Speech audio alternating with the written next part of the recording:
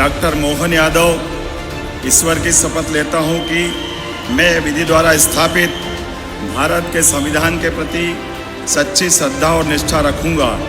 मैं भारत की प्रभुता और अखंडता अक्षुण्ण रखूंगा। मैं मध्य प्रदेश के राज्य के मुख्यमंत्री के रूप में अपने कर्तव्यों का श्रद्धापूर्वक और शुद्ध अंतःकरण से निर्वहन करूंगा तथा मैं भय या पक्षपात, अनुराग या देश के बिना सभी प्रकार के लोगों के प्रति संविधान और विधि के अनुसार न्याय करूंगा।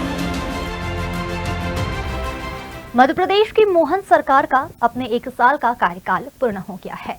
इस 1 साल में मुख्यमंत्री डॉक्टर मोहन यादव के नेतृत्व में प्रदेश सरकार ने कई बड़ी उपलब्धियां हासिल की है, जिसकी वजह से पूरे देश में प्रदेश का डंका बज रहा है। सरकारी नौकरी में महिलाओं को आरक्षण, युवाओं को रोजगार, किसानों के लिए नामांतरण रजिस्ट्री प्रक्रिया को आसान करना सहित फ्री एयर एम्बुलेंस से लेकर हुकुमचंद मिल को उनका हक दिलाने जैसी कई उपलब्धियां हासिल की गई है। मध्य प्रदेश की मोहन सरकार का 1 साल बेमिसाल।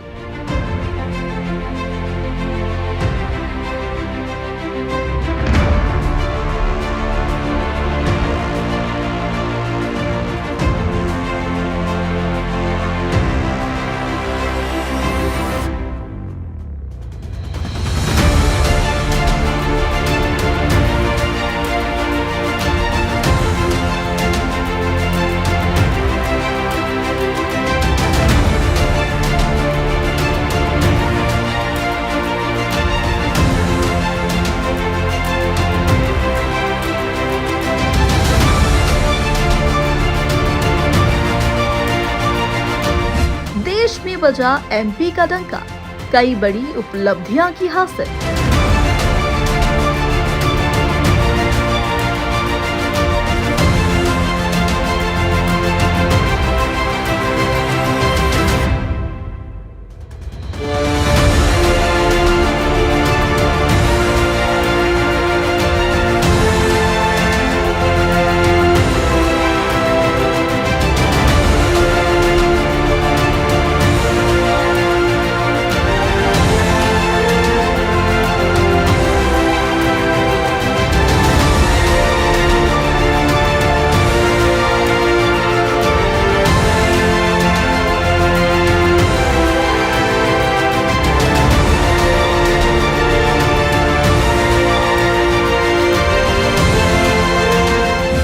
फ्री एयर एम्बुलेंस से लेकर हुकुमचंद मिल के मजदूरों को मिला उनका हक।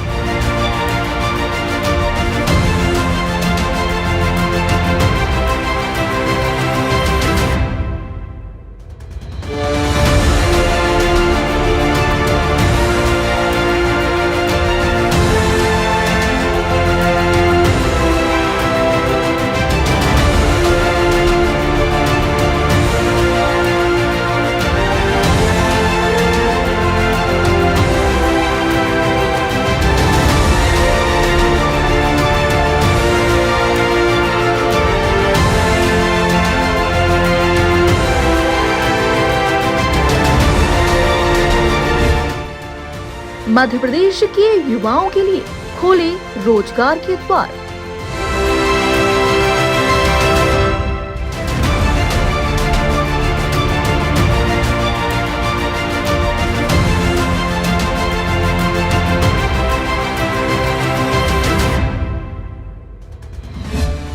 सरकार ने 1 लाख सरकारी नौकरी भर्ती प्रक्रिया की शुरू।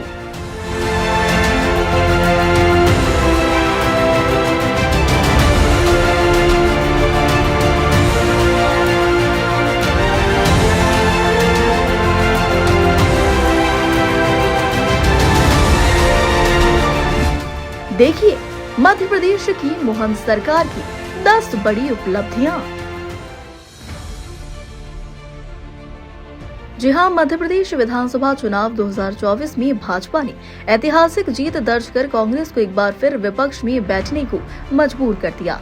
भाजपा की प्रचंड जीत के बाद केंद्रीय संगठन ने चौंकाने वाला निर्णय करते हुए इस बार शिवराज सिंह चौहान की बजाय भगवान महाकाल की नगरी उज्जैन की दक्षिण विधानसभा के विधायक डॉक्टर मोहन यादव को प्रदेश की कमान सौंपी। डॉक्टर मोहन यादव ने 13 दिसंबर को मुख्यमंत्री पद की शपथ लेते ही मध्य प्रदेश के विकास को लेकर अपने इरादे जाहिर कर दिए। मुख्यमंत्री ने युवाओं को रोजगार, महिला सशक्तिकरण, किसानों को लेकर एक के बाद एक बड़े फैसले लिए, जिससे देश में एमपी का डंका बजने लगा। 1 साल के कार्यकाल में सीएम डॉक्टर मोहन यादव ने ऐसे कौन से कार्य किए हैं जो चर्चा में रहे हैं। खासकर सीएम मोहन यादव ने यह जताने की कोशिश की कि यह आम लोगों की सरकार है। दुर्व्यवहार करने वाले अफसरों पर त्वरित कार्रवाई की गई। मैं डॉक्टर मोहन यादव ईश्वर की शपथ लेता हूं कि मैं विधि द्वारा स्थापित भारत के संविधान के प्रति सच्ची श्रद्धा और निष्ठा रखूंगा। मैं भारत की प्रभुता और अखंडता अक्षुण्ण रखूंगा। मैं मध्य प्रदेश के राज्य के मुख्यमंत्री के रूप में अपने कर्तव्यों का श्रद्धापूर्वक और शुद्ध अंतःकरण से निर्वहन करूंगा तथा मैं भय या पक्षपात, अनुराग या देश के बिना सभी प्रकार के लोगों के प्रति संविधान और विधि के अनुसार न्याय करूंगा। सीएम की पहली बैठक, पहला बड़ा फैसला। सीएम डॉक्टर मोहन यादव ने पहली बैठक पर लिया बड़ा फैसला। सीएम ने ध्वनि प्रदूषण और गंदगी को लेकर जारी किया आदेश। समरसता से प्रदेश के मंदिर मस्जिद से हटवाएं लाउड स्पीकर। प्रदेश सरकार ने खुले में मांस बिक्री पर लगाया प्रतिबंध। मुख्यमंत्री डॉक्टर मोहन यादव ने शपथ ग्रहण करने के बाद पहली बैठक में धार्मिक स्थलों सहित अन्य स्थलों में लाउड स्पीकर से होने वाले ध्वनि प्रदूषण पर रोक लगाने का आदेश जारी किया। प्रदेश के हजारों मंदिर मस्जिदों से लाउड स्पीकर हटवाएं, साथ ही सरकार ने खुले में मांस की बिक्री पर भी रोक लगाने का कार्य किया। बैठक में जिसके माध्यम से दूरदृष्टि से, दूरगामी दृष्टि से स्टेट के लिए वो बड़े सबके लिए हित में भी रहेंगे। कुछ उल्लास के और अच्छे भी निर्णय हुए हैं। जैसे फूड सेफ्टी नियम लागू होने के बाद खुले में मांस या अंडे की दुकान चलाना, ये भारत सरकार ने भी इसमें दिशा निर्देश जारी किए हुए हैं। इस चीज़ को कड़ाई से लागू करने के लिए हमने कैबिनेट में इसके संबंध में तैयारी करने के लिए कहा है। और चूँकि इस दिशा में योग्य प्रकार से जन जागरण भी हो जाए और जिनको ये बिजनेस करना उनको उसके दायरे भी बता दिए जाए, कैसे करना है, क्या करना है, उनको भी इन सारी बातों के अवेयरनेस के साथ। लेकिन शासन के स्तर पर हमने निर्णय किया है कि ये चीज़ों को लेकर के जनता की सुरक्षा भी जरूरी है और जिनका व्यवसाय करना है या जिनको इसको खाद्य पदार्थ के उपयोग में लेना है तो वो उनकी जान भी जोखिम में नहीं डालें। प्रदेश में साइबर तहसील की व्यवस्था शुरू। मुख्यमंत्री डॉक्टर मोहन यादव ने दूसरा सबसे बड़ा फैसला लेते हुए साइबर तहसील को पूरे प्रदेश में लागू करने की व्यवस्था शुरू की। इसके तहत किसी भी संपत्ति की रजिस्ट्री होते ही अपने आप नामांतरण की सुविधा को शुरू किया। प्रदेश में सुशासन की दिशा में यह बड़ा कदम माना गया। प्रदेश सरकार के इस फैसले से किसानों को बड़ी राहत मिली, जिससे रजिस्ट्री के साथ ही नामांतरण होने लगा और उन्हें बार बार तहसील के चक्कर लगाने से राहत मिली। की प्रसन्नता के मध्य प्रदेश सरकार ने आज एक नया कदम बढ़ाया है, वो है संपदा 2, अर्थात प्रदेश के नागरिकों को ई पंजीयन ई स्टाम्पिंग के नवीन प्रणाली पार्ट 2 के माध्यम से हमने एक बड़ी सौगात देने का आज फैसला किया है और इसको आज लागू करने जा रहे हैं। ये जनता के लिए जो नागरिक जहाँ भी रहेगा वो घर से अपनी प्रॉपर्टी को बेच सकेगा, उसकी रजिस्ट्री कर सकेगा और ये रजिस्ट्री पेपरलेस तरीके से होगी। मैं भारत के किसी भी कोने से हूँ तो वहाँ से जोड़ा जा सकेगा और भारत के अलावा भी किसी और भी राज्य से, राष्ट्र से होऊंगा, अर्थात विदेश से भी होऊंगा तो मुझे इस सुविधा का लाभ मिलेगा। कैन बेतवा लिंक परियोजना। मुख्यमंत्री डॉक्टर मोहन यादव ने कैन बेतवा नदी जोड़ो परियोजना को मंजूरी दिलाई। यह दुनिया की सबसे बड़ी नदी जोड़ परियोजना है। इस योजना के मध्य प्रदेश तथा उत्तर प्रदेश की 10.62 लाख हेक्टेयर जमीन में सिंचाई, किसानों को 2-3 फसल पैदा करने में लाभ, मछली पालन को बढ़ावा, जल स्तर एवं जल स्रोतों में सुधार, सूखे बुंदेलखंड की 70 लाख आबादी को राहत एवं रोजगार मिलेगा। कैन बेतवा लिंक योजना के माध्यम से विश्व का पहला नदी जोड़ो अभियान अपने इस मध्यप्रदेश और यूपी की धरती से प्रारंभ होगा और इसी में हमने 12,000 और 5,000 दो अलग अलग टेंडर इसके जारी भी कर दिए और वो स्वीकृति की स्थिति में आ गए हैं। विकास के लिए हटाए मंदिर मस्जिद। मुख्यमंत्री डॉक्टर मोहन यादव के गृह नगर उज्जैन में सामाजिक समरसता का बड़ा उदाहरण तब सामने आया जबकि सड़क में रुकावट पैदा कर रहे धार्मिक स्थलों को हटाया गया। बताया जाता है कि मोहन यादव ने नागरिकों से अपील की, उसके बाद लोगों ने मंदिर मस्जिद खुद ही हटा लिए।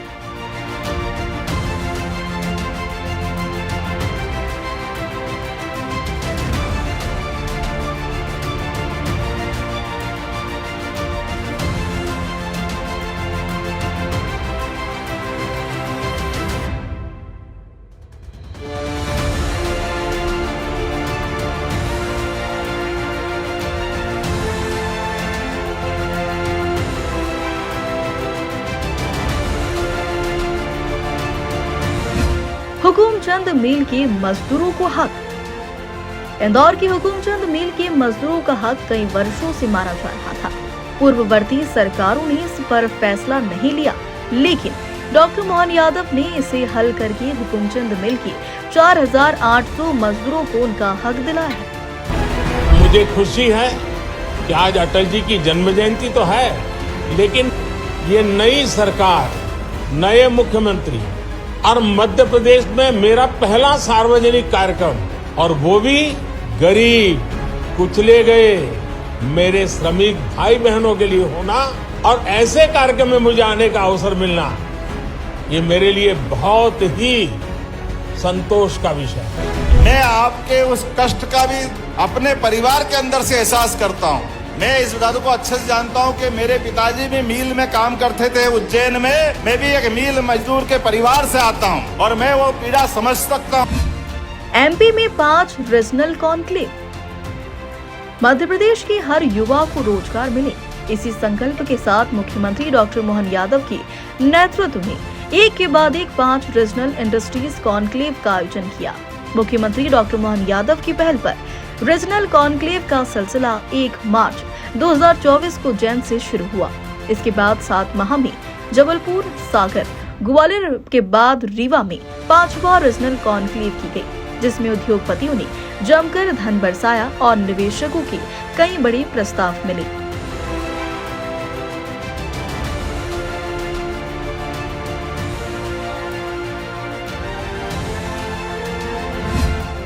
पीएम श्री वायु सेवा। मध्य प्रदेश के छोटे छोटे शहरों को एयर कनेक्टिविटी से जोड़ने के लिए पीएम श्री वायु सेवा शुरू की गई। इस विमान में बहुत कम किराए में लोग भोपाल, जबलपुर, इंदौर, सिंगरौली, रीवा जैसे शहर में आवागमन कर सकते हैं। पीएम श्री वायु सेवा से देश और दुनिया से आने वाले पर्यटकों को सुविधा मिली। अब वह कम समय में प्रदेश के प्रमुख पर्यटन स्थलों का दौरा कर सकते हैं। भोपाल में आज हमारे अपने बड़े नगरों को जोड़ने के लिए खासकर दूरस्थ अंचल के अंदर सिंगरौली, जबलपुर, रीवा, ग्वालियर ये एयर टैक्सी की सुविधा जो शुरुआत कर रहे हैं, आज उसके पहले जहाज का लोकार्पण करते हुए यात्रियों को रवाना करने का हमने आज ये कार्यक्रम किया है। फ्री में एयर एम्बुलेंस। मुख्यमंत्री डॉक्टर मोहन यादव ने स्वास्थ्य की दिशा में बड़ा कदम उठाते हुए एयर एम्बुलेंस की सौगात प्रदेश को दी है। गंभीर बीमारी से पीड़ित मरीज को एयर एम्बुलेंस के द्वारा देश के किसी भी अन्य अस्पताल में भेजा जा सकता है। आयुष्मान कार्ड धारियों के लिए यह सेवा निःशुल्क है।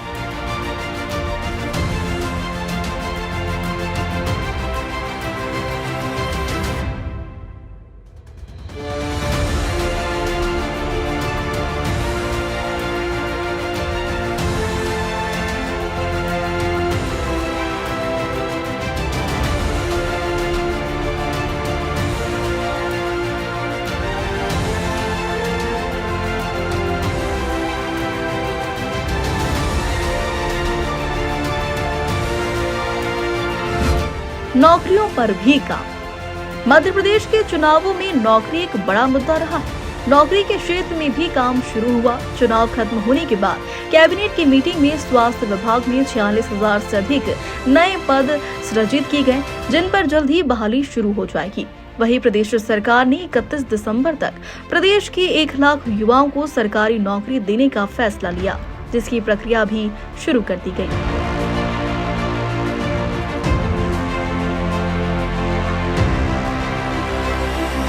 उज्जैन को पहली मेडिसिटी की सौगात।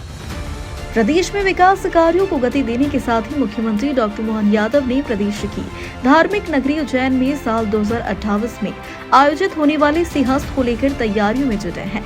सीएम ने उज्जैन को पहले ही प्रदेश की मेडिसिटी की सौगात दी। 592 करोड़ से ज्यादा की लागत बनने वाली मेडिसिटी में 550 बेड की क्षमता वाला एक अत्याधुनिक अस्पताल होगा। यह 150 मेडिकल छात्रों को चिकित्सा शिक्षा दी जाएगी। इस अस्पताल में 24 घंटे आपातकालीन सेवाएं उपलब्ध होगी। साथ ही जनरल और सुपर स्पेशलिटी ओपीडी भी होंगी। मेडिकल कॉलेज में कई आधुनिक सुविधा होगी। इसके अलावा इंदौर उज्जैन 6 लेन के साथ ही कई सड़कों को 4 लेन में तब्दील किया जा रहा है, ताकि सिंहस्थ के दौरान यातायात व्यवस्था बेहतर हो और श्रद्धालुओं को किसी तरह की परेशानी का सामना न करना पड़े।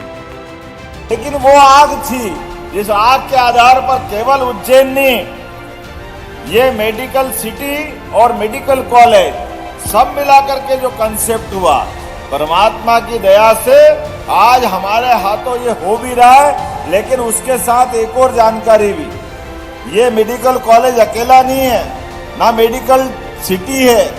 मेडिकल सिटी अब ये पूरा परिक्षेत्र बन रहा है, अपना मेडिकल डिवाइस पार्क भारत का सबसे बड़ा, और उसकी गति, उसकी रफ्तार देखो।